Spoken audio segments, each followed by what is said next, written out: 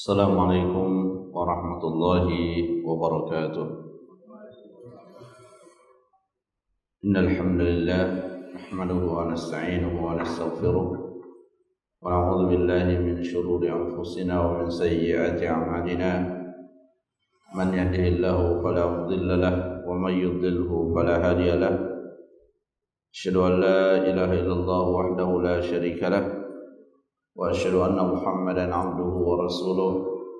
Allahumma shalli ala Muhammad wa ala alihi wa sahabatihi wa man sara ala nahjihi wa ihtada bi hadihi wa istanna bi sunnatihi ila yaumil qiyamah. Ya ayyuhalladzina amanu taqullaha haqqa tuqatih wa la tamutunna illa wa antum muslimun. Allahumma 'allimna bima yanfa'una wanfa'na bima 'allamtana wa zidna 'ilman wa hudan wa salahan ya rabbal alamin.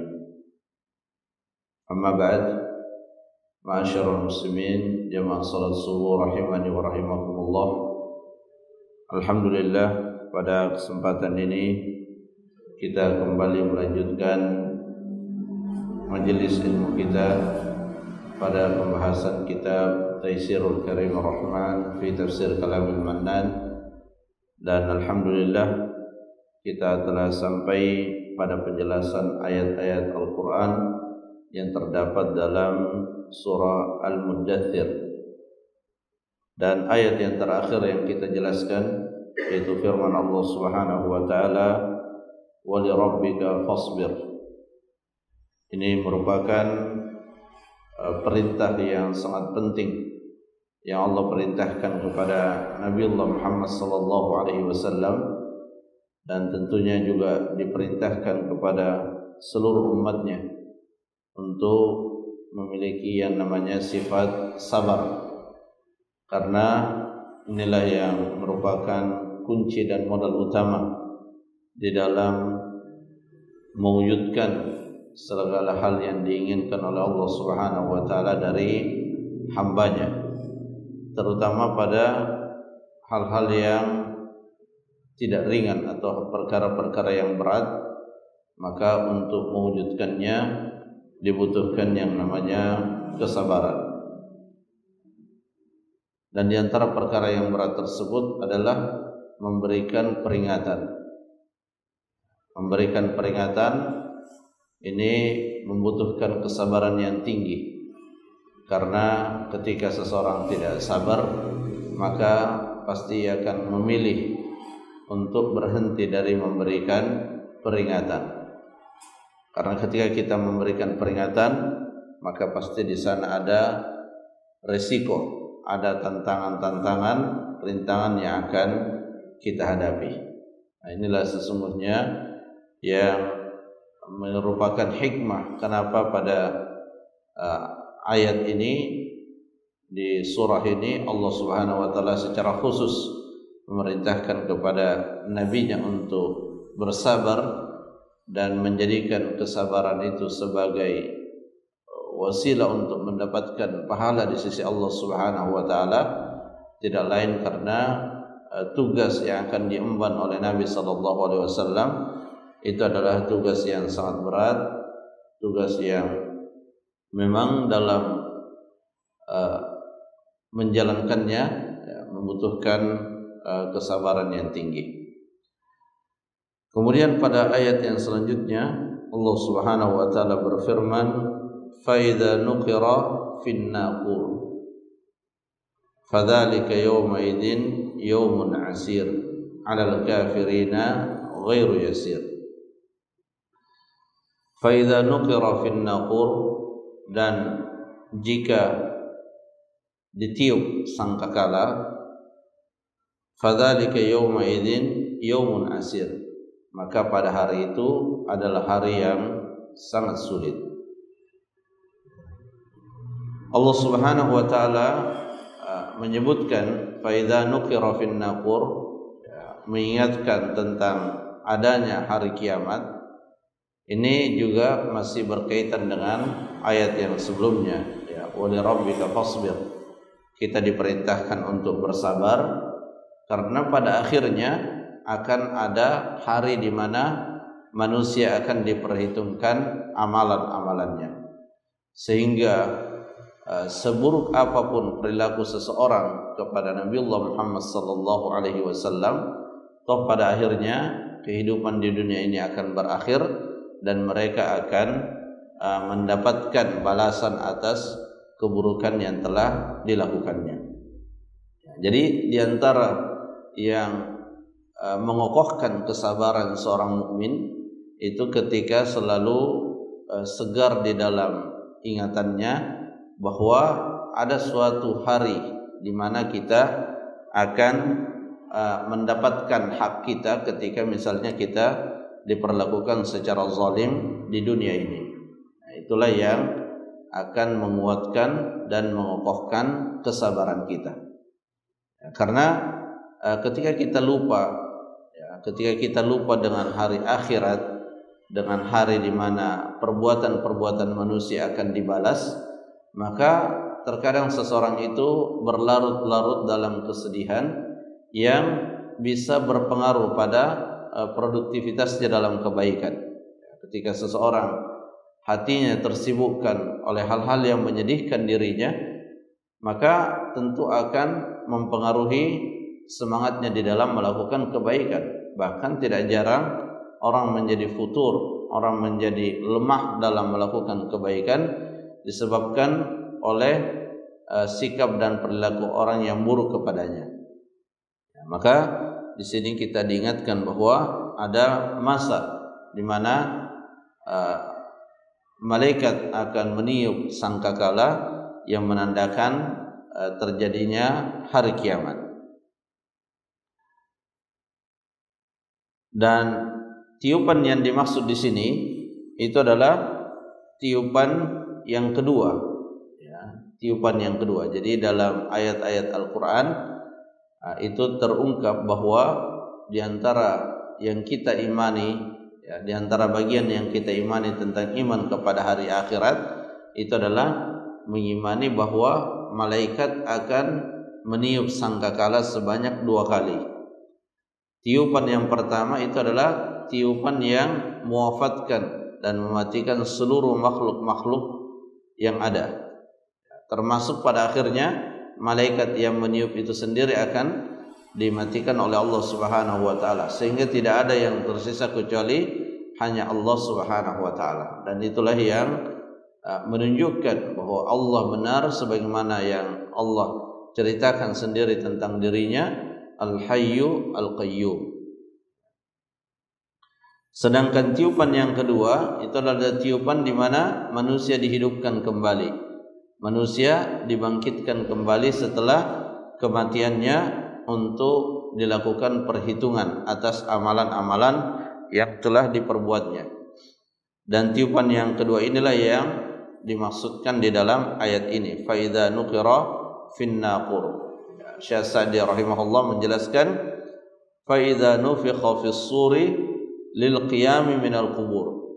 Jika ditiup sangkakala untuk bangkitnya seseorang dari kuburannya, untuk dihidupkan kembali.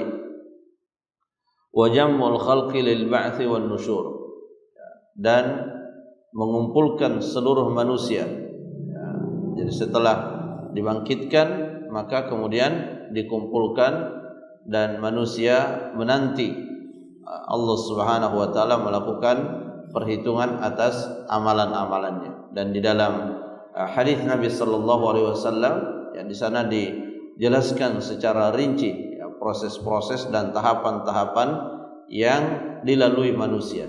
Intinya itu adalah merupakan masa-masa yang sangat sulit. Makanya di ayat yang berikutnya dikatakan fadzalika yauma idzin yaumun asir.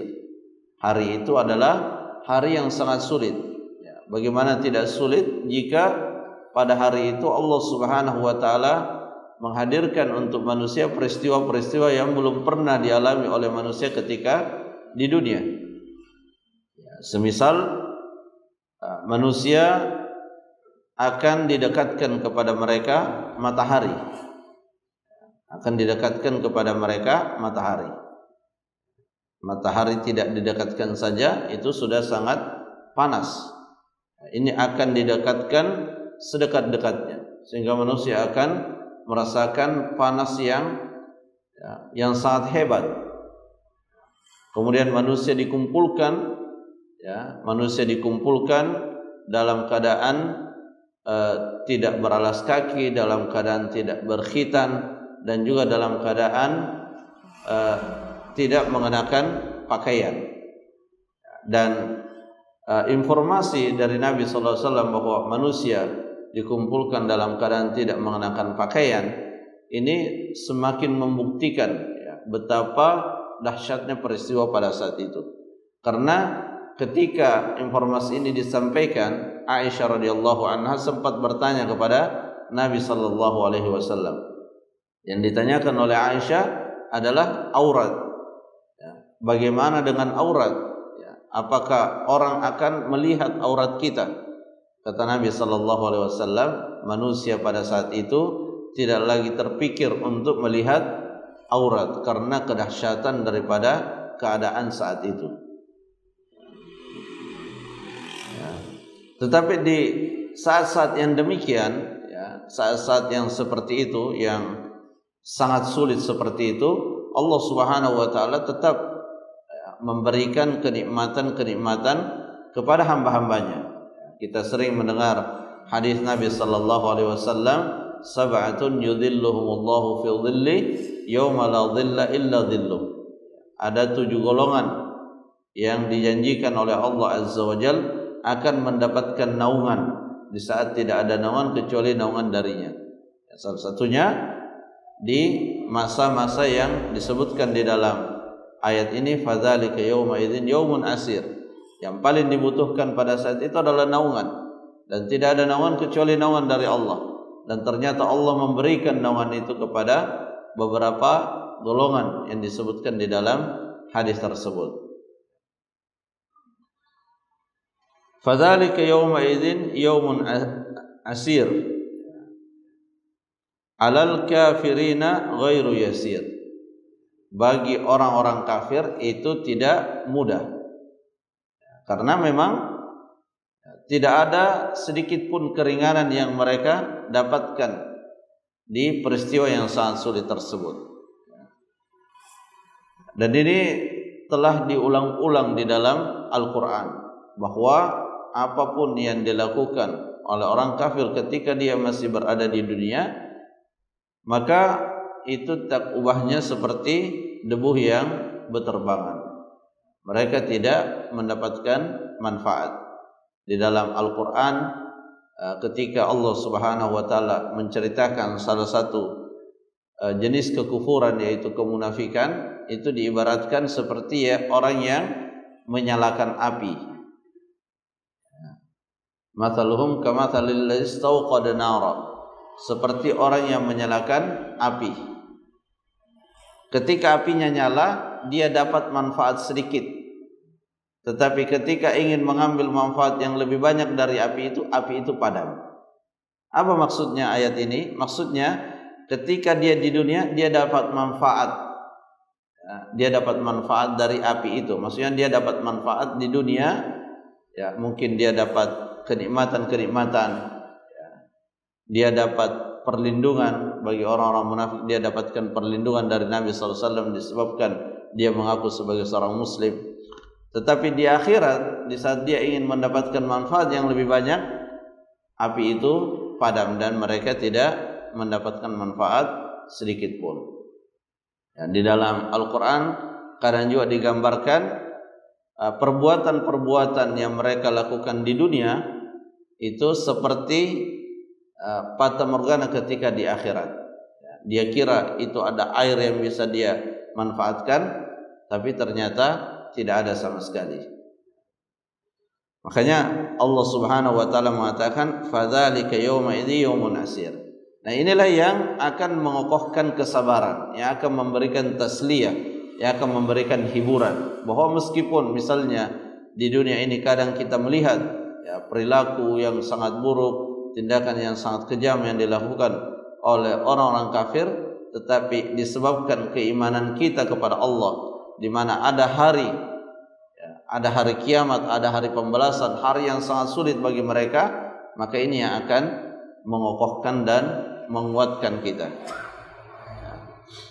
Alal kafirina ghairu yusir li'annahum qad aisu min kulli khair. Karena di hari akhirat nanti mereka semua telah berputus asa dari segala bentuk kebaikan. Artinya tidak ada lagi harapan untuk mendapatkan kebaikan. Itulah sebabnya kenapa kemudian di antara bentuk puncak penyesalan mereka dan keputusasaan mereka, mereka berandai-andai untuk dijadikan tanah. Ya laitani kuntu turaba. Karena sudah tidak ada lagi harapan untuk mendapatkan balasan berupa kebaikan. Yang menanti adalah siksaan-siksaan. Yang mana siksaan itu tidak falan nazidakum illa adzaba. Semakin bertambah hari, semakin bertambah bobot siksaannya, bukan semakin ringan. Kalau di dunia ada orang yang disiksa atau ada orang yang dipenjara, semakin berjalan hari maka semakin berkurang hukumannya. Tapi kalau di akhirat Allah katakan tidak. Allah justru menambah terus siksaan setiap hari. Dan benar-benar tersiksa. Kalau kulitnya sudah hancur dan dia tidak, kalau kulit hancur dia tidak merasakan lagi siksaan, maka diganti dengan kulit yang baru supaya sempurna di dalam merasakan siksaan tersebut. Waliyadu billahi min dzalik. Wa aiqanu bil halaki wal bawar. Saat di hari ditiupkannya sangkakala tersebut, mereka semakin bertambah yakin bahwa mereka akan binasa. Itulah yang dimaksudkan fadzalika yauma idzin yaumun asir. Jadi tidak ada orang yang paling sulit keadaannya melebihi orang yang telah mengetahui keburukan yang akan menimpa diri mereka. Bahkan sejak di alam kubur sudah mendapatkan siksaan. Allah ketika menceritakan misalnya Fir'aun, Allah sebutkan siksaannya itu adalah an-naru yu'raduna 'alaiha ghuduwan wa 'ashiyya. Setiap pagi sore ditampilkan di hadapannya Fir'aun neraka yang akan menjadi tempat tinggalnya. Jadi di antara siksaannya itu diperlihatkan kamu nanti akan tinggal di sini. Jadi fadzalika yauma idzin yaumun asir. Hari yang sangat sulit. Alal kafirina ghairu yasir. Pada orang-orang kafir itu bukan hal yang mudah. Kemudian setelah menjelaskan tentang hari kiamat, kemudian Allah Subhanahu wa taala berpindah pada tema yang lain, yaitu tema yang menceritakan tentang seseorang pada zaman Nabi sallallahu alaihi wasallam, tepatnya Al-Walid ibn al-Mughirah. Al-Walid ibn al-Mughirah ini adalah ayah dari Khalid bin Walid. Nah, Al-Walid ibn al-Mughirah ini adalah sosok yang sangat terpandang di kalangan orang-orang kafir Quraisy. Diberikan beraneka ragam kelebihan dalam hal-hal yang berkaitan dengan duniawi. Nasab, dia mendapatkan nasab yang terpandang. Kekayaan, dia adalah orang yang sangat kaya. Kepandaian berkomunikasi dan bahasa, dia adalah orang yang terdepan. Makanya dia yang ditunjuk oleh orang-orang Quraisy untuk bertemu Nabi sallallahu alaihi wasallam. Ya, karena di antara perkara yang sangat menakjubkan dari Al-Qur'an itu adalah sastranya. Sehingga ketika orang-orang Quraisy berpikir untuk membantah Al-Qur'an, maka mereka berusaha mencari orang yang juga memiliki pengetahuan tinggi tentang sastra. Maka yang dipilih adalah Al-Walid ibn al-Mughirah. Dan di awal pertemuan dia dengan Nabi SAW, Al-Walid ibn al-Mughirah sebenarnya terkagum-kagum dengan kandungan sastra di dalam Al-Quran.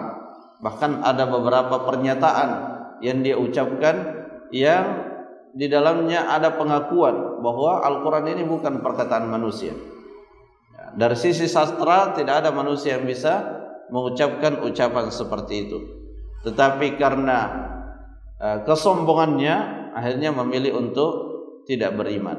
Ya, padahal orang-orang kafir Quraisy ketika mengutus Al-Walid ibn al-Mughirah, itu kata orang kafir Quraisy, dia kembali dengan wajah yang berbeda ketika dia pergi.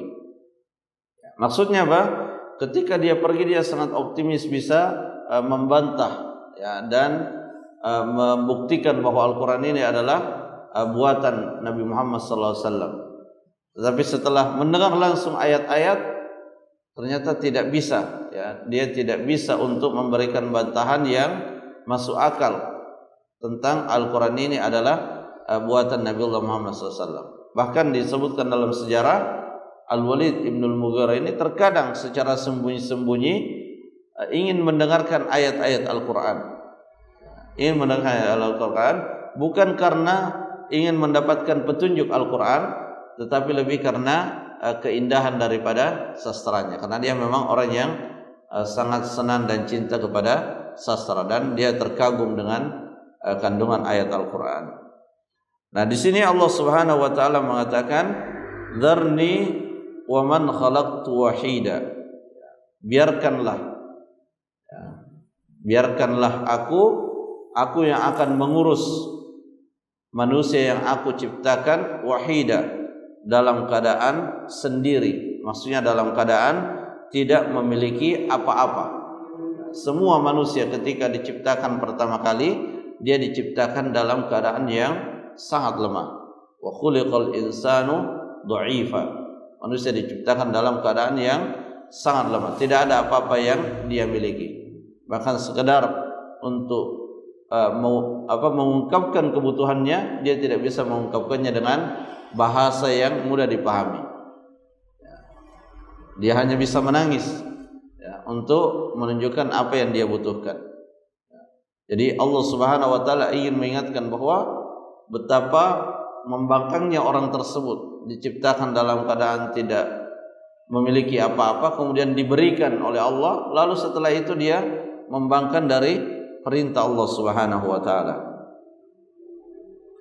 Dzarni wa man khalaqtu wahida. Ya, para mufassirun ya menyebutkan bahwa yang dimaksudkan dengan ayat ini adalah Al-Walid ibn al-Mughirah. Bahkan di sini Syekh Sa'di rahimahullah mensifati dengan sifat mu'anidul haq al-mubaris lillahi wa lirasuli, pembangkang kebenaran yang menentang Allah dan Rasulnya. Al-Walid ibn al-Mughirah.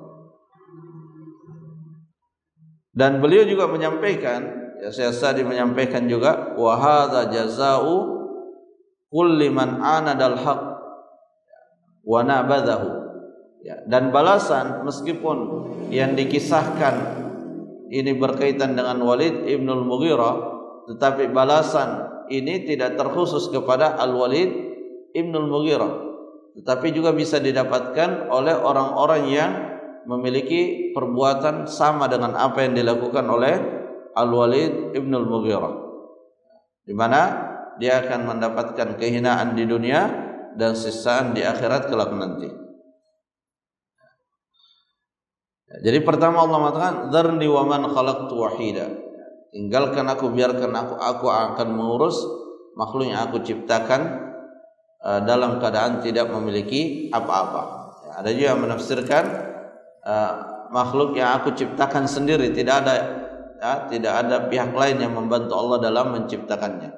Allah yang menciptakan. Wa ja'altu lahu malam mamduda. Setelah diciptakan dalam keadaan tidak memiliki apa-apa, Allah kemudian memberikan kepadanya malam mamduda, harta yang tidak ada putus-putusnya, harta yang sangat banyak. Dan inilah yang didapatkan oleh Al-Walid ibn al-Mughirah. Jadi ketika kita mendapatkan harta, maka itu berarti kita memikul tanggung jawab ya, bagaimana harta itu kita gunakan dalam rangka taat kepada Allah Subhanahu wa taala. Karena kalau tidak demikian maka harta itu akan tersalurkan untuk selain daripada ketaatan. Bisa tersalurkan untuk berlebih-lebihan dalam perkara yang mubah, atau bisa tersalurkan untuk hal-hal yang berkaitan dengan maksiat kepada Allah Subhanahu wa taala. Wa ja'altu lahu malan mamduda wa banina syuhuda, dan anak-anak yang senantiasa hadir di sekitar dia. Artinya saking banyaknya harta, anak-anaknya tidak perlu bepergian untuk mencari pekerjaan agar mendapatkan harta. Anak-anaknya hadir di sekitarnya, sehingga dari sisi kenikmatan sangat lengkap kenikmatannya. Kadang ada orang secara materi berlebihan, tapi anak-anaknya jauh semua. Kalau ini tidak, hartanya berlimpah, anak-anaknya juga ada. Kapan saja dia ingin bertemu, dia bisa bertemu dengan anak-anaknya. Dan anak-anak yang dia miliki adalah anak laki-laki, di mana pada masa itu anak laki-laki sangat diistimewakan, bahkan menjadi kebanggaan. Wa banina syuhuda wa mahattu lahu tamhida, dan aku, kata Allah Subhanahu wa taala, bukakan kepadanya semua sebab-sebab yang berkaitan mencapai dan meraih kenikmatan duniawi. Jadi hal-hal yang dia inginkan berkaitan dengan dunia, Allah telah memberikan kepada Al-Walid ibn al-Mughirah. Thumma yatma'u an azid, dan dia masih ingin mendapatkan tambahan kenikmatan. Ya, maksudnya dia juga ingin, dijelaskan di sini, ingin mendapatkan kenikmatan di akhirat. Jadi dikasih di dunia, dia ingin juga kenikmatan di akhirat. Kemudian Allah mengatakan kalla, sekali-kali tidak. Ya, ini adalah ungkapan untuk menjelaskan perbedaan antara apa yang diinginkan oleh seseorang dengan apa yang akan dia dapatkan. Kalla, sekali-kali tidak. Sekali-kali tidak seperti yang dia harapkan. Yang dia harapkan ingin dapat tambahan kenikmatan berupa kenikmatan di akhirat. Allah katakan tidak mungkin. Kalla. Kenapa? Innahu kana li ayatina anida. Karena dahulu waktu dia masih di dunia, terhadap ayat-ayat kami dia membangkang. Ini adalah poin yang sangat penting untuk kita garis bawahi dan kita jadikan sebagai renungan, ya, bahwa sumber celakanya seseorang di akhirat itu ketika membantah ayat-ayat Allah Subhanahu wa taala dan sunnah-sunnah Rasulullah sallallahu alaihi wasallam. Di ayat yang lain Allah menegaskan orang beriman, innama kana qaulul mu'minin idza du'u ila Allahi wa rasulihi liyahkuma bainahum an yaqulu sami'na wa ata'na.